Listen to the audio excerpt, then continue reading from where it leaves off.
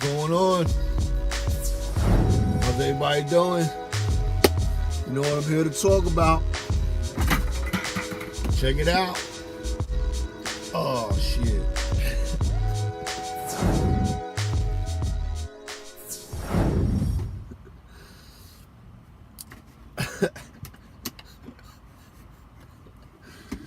That's what we do. We do dumb shit on camera, right?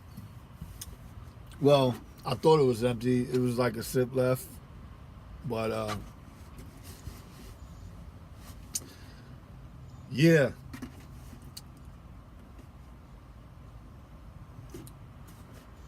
Day 3. Nothing left. Just a little bit. See that? But, let me tell you about day 2. So, I realized that certain things trigger that that thirst for soda or juice or just that sweet, So last night, Subway was my dinner. I didn't even drink. I didn't even eat it. I'm gonna eat it this morning. It's crazy. But anyway, I go to Subway last night. I'm standing there and I'm ordering food. Immediately my mouth just starts like I could feel the waterfalls off the sides of my tongue. I even told the guy, I was like, yo man, I'm dying for soda right now, but I can't have any. He's like, why not? I'm like, cause I'm doing this 30-day water challenge. He was like, man, I wish you luck. He said his problem was coffee. I said, yeah, man, I'm not gonna lie, right? I told him, like, right now I can just like fountain soda all day. Needless to say, I did not get a soda yesterday, nor a juice.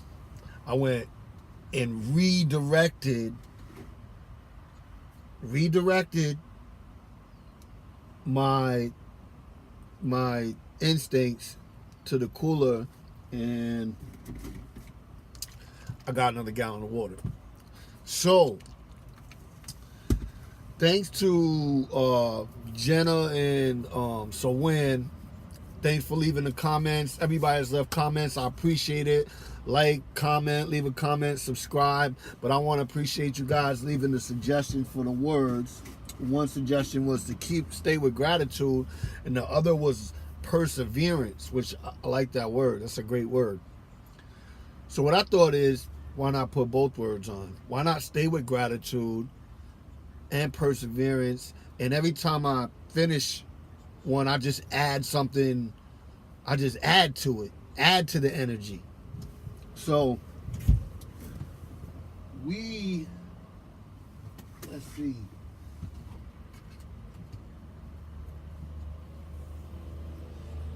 We are going to write on our bottle today. Let's get this gratitude going.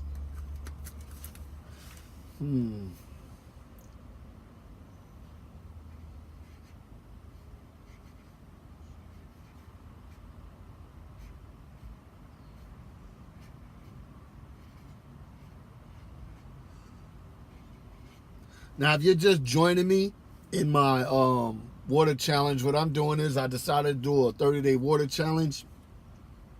Why? Because I have a bad thing for soda and juices, and just not healthy. And I'm trying to break away from, especially the older we get. I'm just trying to break away from that sugar, and it's just not good for me. So. The benefits of water are just endless, and so I'm trying to reap the benefits. And one way that they say you can form a habit in 30 days is the best.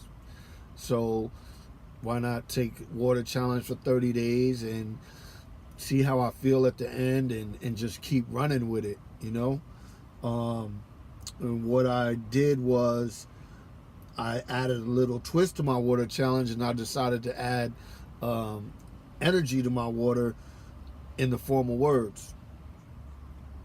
So basically, if you ever heard of the scientist and doctor I always get this wrong, Masaru Emoto, who did the experiment with water and how water reacts to words and reacts to music, and it reacts to the energy around it, but significantly it reacted to words and music. Um, YouTube it. The videos are amazing. The the experiment was amazing. The findings were amazing. So considering our body is made up most between 65% and 70% of water, obviously we react to energy as well. It's an inward energy and an outward energy. You know, I read this book called The Celestine Prophecy a long time ago. A friend of mine named Violet referred it to me, and I mean a long time ago, almost I want to say about 20 years, whatever. It just doesn't even matter. She referred it to me. I read the book, and when I read the book, man, I'm just thinking about that book. That just reading that book and the way I came about it, that's a whole nother video. But anyway, I read the Celestine Prophecy, and in the Celestine Prophecy, they explain that there were these monks in Peru, right? And they did an experiment where they planted a crop of beans in one spot and the same crop of beans in another spot. They planted them the same way, same distance from each other, in the same lines, same exact way. And what they did is they meditated and prayed and gave offerings and thanks and concentrated their energy on one set of crops and ignored the other for a certain amount of time. What they noticed when the crops grew was the crops that they gave their energy to, that they focused on, that they sat and meditated. Basically, they concentrated their energy on those crops. Those crops grew beautifully.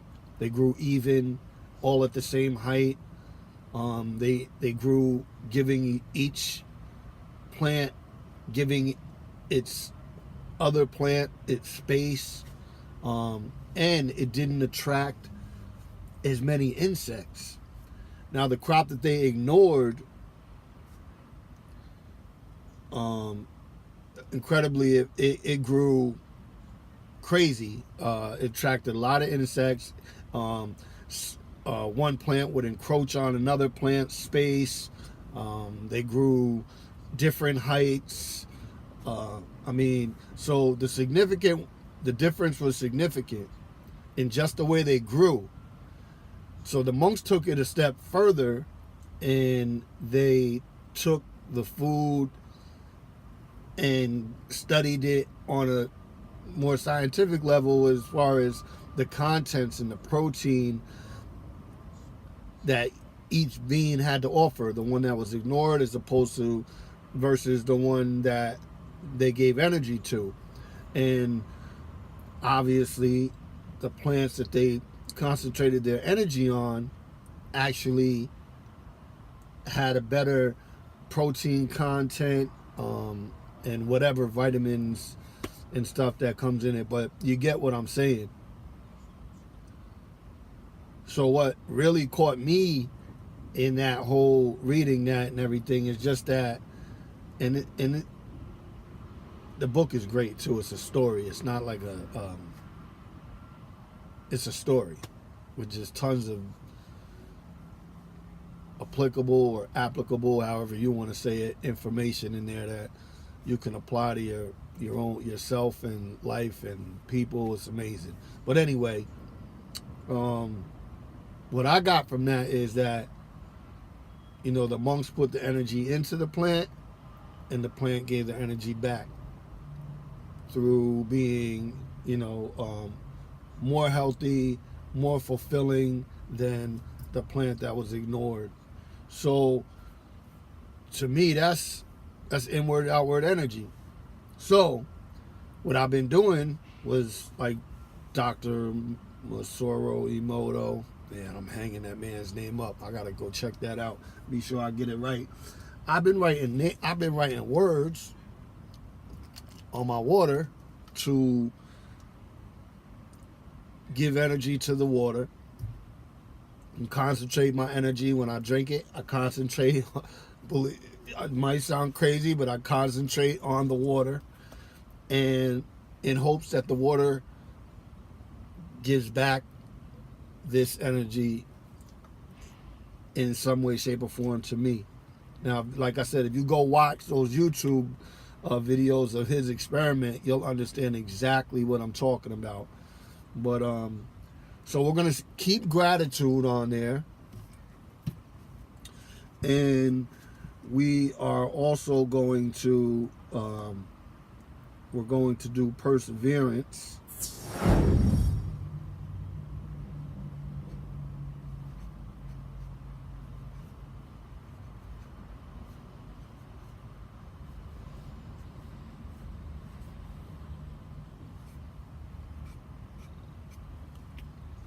Perseverance, gratitude.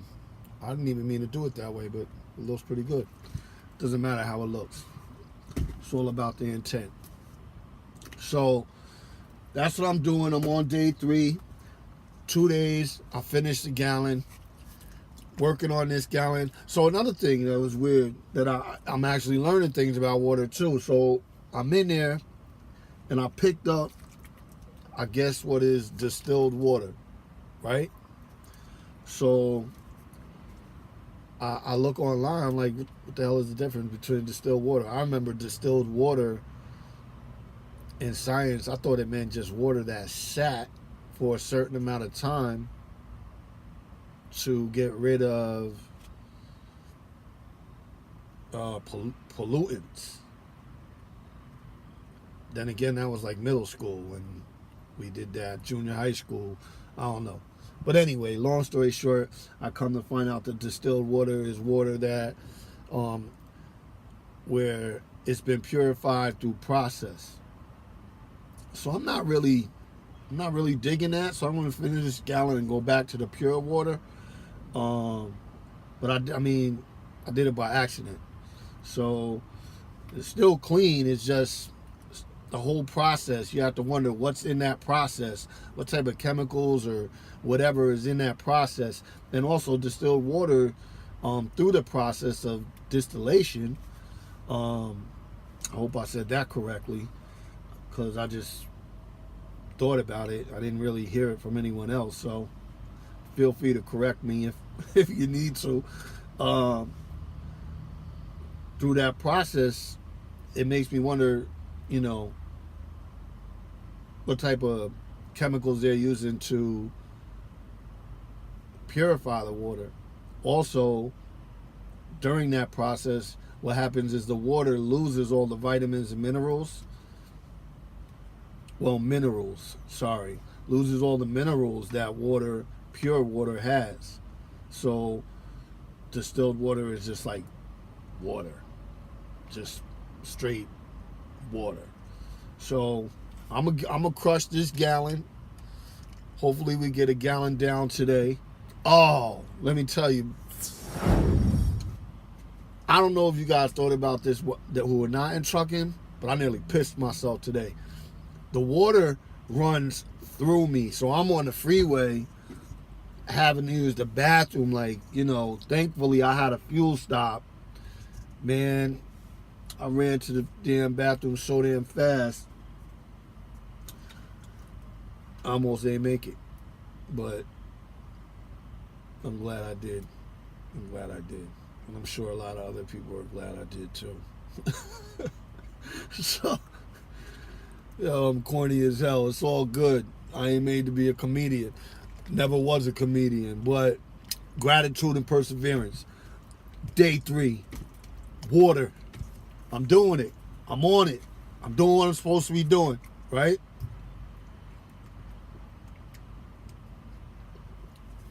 So now I'm going to have my Subway and drink it with water. And hopefully 30 days from now, when I go to the Subway counter, my head will think Subway, water. not Subway soda. Redirect. Y'all be cool. Day 3. I know I'm like every day on it, but I'm trying to talk to y'all about it. That's all. Y'all be cool. Stay fresh. Peace.